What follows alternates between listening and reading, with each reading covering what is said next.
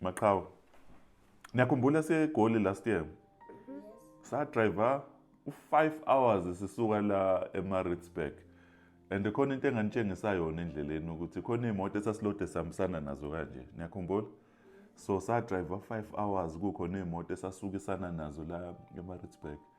Sithe mase sifike eGoli sajika imoto zaseziya endaweni zazo, you know. Sasingabazi labo driver nathi bengasazi. Thina saqhubeka saya ePretoria, niyakhumbula?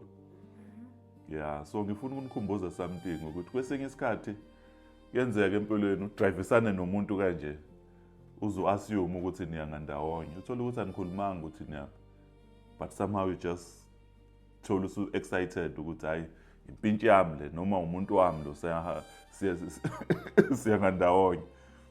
Kanti umuntu kuzofika la yena ekhanda lakhe bazi ukuthi uyojika kephi. Uma sejika and then bese kuba ngathi umuntu yakubetray. Kanti wena uhambisane nomuntu nangakhuluma ukuthi niyaphi. The person knew where they were headed. When you just tagged along and you got excited.